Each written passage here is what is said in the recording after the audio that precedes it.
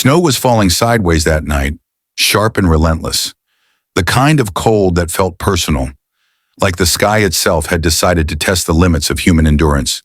Thomas had only stepped outside to grab a package from the steps, but the moment he opened the door, the world froze. Curled against the blue paint of his front door was a young woman, shivering so violently her teeth chattered, her cheeks streaked with tears that had frozen halfway down. Her backpack lay half covered in snow, and her face looked like someone who had run out of places to go. In that instant, Thomas felt something shift, an unmistakable pull, a moment that would change everything that came after. If you believe in kindness, compassion, and second chances, please like, comment, share, and subscribe. It truly helps us bring more stories like this to people who need them. Her name was Claire.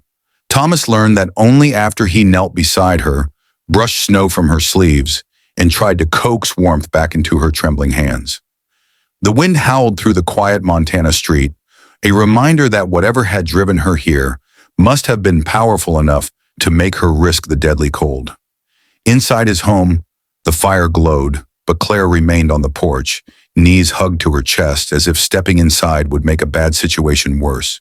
It took time, soft words, steady breaths, patience, before she finally allowed him to guide her through his front door.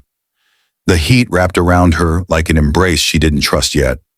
Claire's wet hair clung to her face, and she kept her gaze fixed on the floorboards as Thomas brought her a blanket and a mug of steaming cocoa.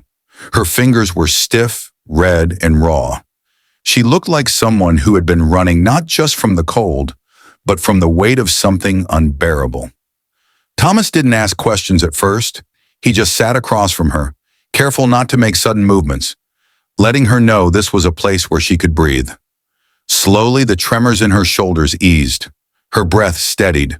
She whispered apologies, so many apologies, as if being cold and lost were personal failures. Something about her fragility made Thomas's chest tighten. She looked young, maybe mid-20s, but her eyes carried the exhaustion of someone twice her age. When she finally spoke in full, her voice cracked. She had walked for miles. Her phone had died hours ago. She had nowhere else to go, and his porch had been the only light she saw through the storm. The confession came later, after she warmed up, after she realized he wasn't calling the police or pushing her back into the night. She lifted her eyes, brown and full of guilt, and told him the truth that made him hold his breath. Her fiancé, Victor, had grown increasingly volatile over the last year. What started as controlling words had escalated into sudden anger, isolation, and threats. That day, after yet another outburst she couldn't predict or diffuse, she grabbed her backpack and ran. Not because she was brave, she said, but because she was terrified of what would happen if she stayed. Thomas felt the weight of her words settle in the room, heavy and painful. He had seen this kind of fear before. His own sister, Marissa, once lived in the shadow of someone who turned love into a cage. Thomas remembered the helplessness, the nights waiting for her call, the quiet heartbreak of someone trying to escape a life that had slowly undone them. Listening to Claire felt like reopening an old wound he had sworn he'd never ignore again. As the storm raged on outside, Claire's story unfolded in halting waves. The isolation, the broken promises, the way she had slowly lost the parts of herself she used to recognize. Thomas didn't interrupt. He let her speak until the house seemed to absorb her trembling words, until she no longer had to hold them alone. When she finally went quiet, the fire crackled softly, and for the first time all night, Claire exhaled without shaking. The hours that followed were steady, careful, and strangely comforting. Thomas gave her one of his guest rooms, clean clothes, space to breathe, and the assurance that she didn't owe him anything. Not explanations, not apologies, not gratitude.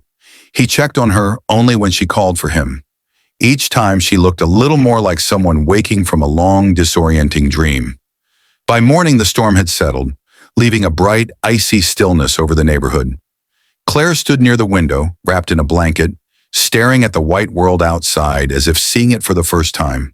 She thanked Thomas quietly, her voice steadier than the night before. She said she wasn't used to people helping her without wanting something in return. That simple admission said more about her past than any long story could.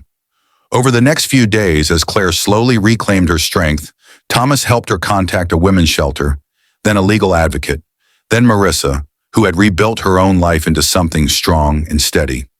The two women talked for hours, the kind of conversation only survivors could understand. Every small step Claire took felt monumental, and Thomas watched, quietly proud, as she gathered the courage to rebuild what her past had tried to break. A month later, the transformation was undeniable.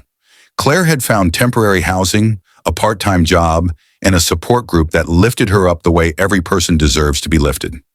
She visited Thomas often, sometimes with updates, sometimes with questions, sometimes just to sit in the safe quiet of someone who had been there when she needed it most. He never pushed her. He never crossed boundaries. He simply became a steady point in her new beginning. The day she returned to his porch, the same one where she had once sat frozen and terrified, the snow was melting, dripping from the eaves in soft rhythms. She stood taller now. Her eyes were brighter. She thanked him again, but this time not with fear or shame, only sincerity. She told him she was learning to believe in herself again, to trust that she was worthy of kindness, worthy of love that didn't hurt.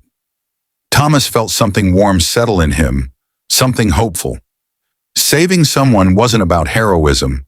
It was about being a witness to their strength, giving them space to choose a different path. Claire had done that. She had saved herself. He had simply opened a door.